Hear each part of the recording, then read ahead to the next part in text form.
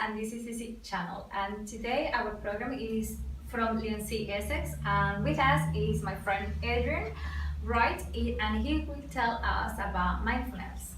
Adrian, welcome. Thank you. Adrian, could you tell us about what mindfulness means? Yeah. Well, it's a form of meditation where we focus the attention on the breath and on the body, usually for 10-15 minutes, sometimes longer, half an hour or longer.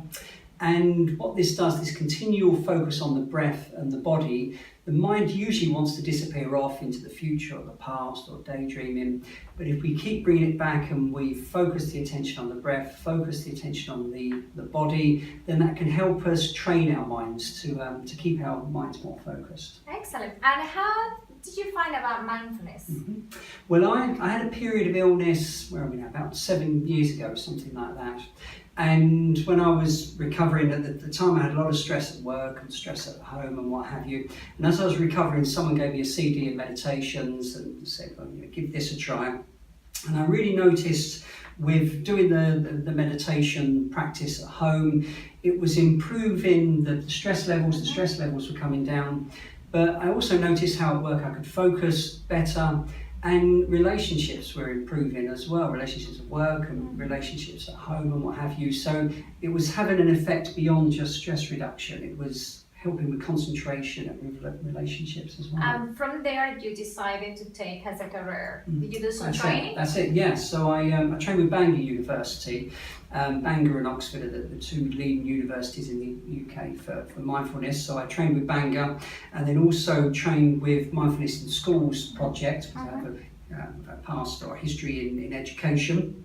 So I work with teenagers as well. So I work training adults, but also teenagers. And therefore, mindfulness could start the practices of mindfulness could start at any age. Yeah, absolutely. I train youngsters from 11 up to 18, but there are programs from 7 upwards. And it's a bit of a shame, really. We'd like to think, well, surely at 7 they haven't got stress in their lives, but nowadays with technology and school and the pressures, they need something like meditation more and more, I think. Yes.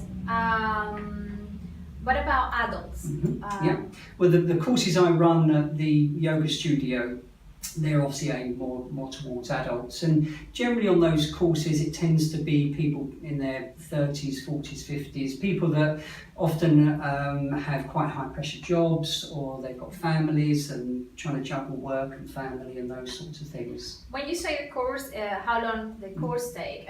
For how long those courses run? Yeah, well I do an introductory course which is 5 weeks long, and the meditations on that are about 15 minutes long. But if people are really quite worried with stress and it's ongoing, becoming chronic stress, then I also offer what's called a mindfulness-based stress reduction course, which started in the States some years ago, and that's about 8 weeks long. Meditations are about 30 minutes long, so it's a longer practice, and like anything, the more you practice, the more benefit you'll have. Okay. Do you do only in Essex, or you travel somewhere sometimes? Yeah, I've travelled. I'm recently done some training with Mindfulness at Work, so they're quite big in the city with the banks and the insurance companies and what have you. So I'm looking to work in the city, and I've travelled up to sort of Suffolk and what have you, and worked with some older teenagers, sort of 17, 18-year-old, and that sort of thing. So travelled out to Leon-C as well. Okay. How people will find out about you? Well, my website's www.namisa.co.uk, and then that'll be my email, my telephone number, and also we'll have a Facebook page shortly linked to that, so you can contact us there. Okay, well, anyway, all his details will be below the interview, and also you can make any comments, suggestions, click or subscribe. Why not? It's free. We also will be sending feedback. Before we go and we finish, a little bit curious because I found mindfulness around April this year, and everything was linked to mindfulness eating. Could you tell me a little bit about what they call mindfulness eating? Yes, well, often when people eat, they're not very conscious they're eating. What I mean by that is they know they've sat down to eat a meal, but often the mind will be off somewhere else. Often we might choose to eat, not because we're really hungry, but actually because we're stressed and we're upset. So that choice to eat often isn't just to feed hunger. So mindfulness can help, because if we are eating because of stress or because we're upset, it can help us to become aware of that. We can come into the breath, come into the body, and perhaps work with wanting to eat in that way rather than another. Can mindfulness applies to anything? Yeah, pretty much. Because there's this continual working with yourself. So you're turning towards yourself and how you are in life. There are programs obviously for stress reduction, but there are programs for chronic pain, post-traumatic stress disorder, and it might sound strange that this one thing can help people with so many different challenges or difficulties. But again, it's because you're always returning to the breath, returning to the body, and working with whatever situation you're in. So it can be applied to many different contexts. Do you apply at home? I do, yeah. I have to get up very early because I have 3 children. So I have to get up early before the children are up, and then I do about 45-minute, hour-long sit-in, and then I also do some yoga, because yoga complements the meditation very well. Okay.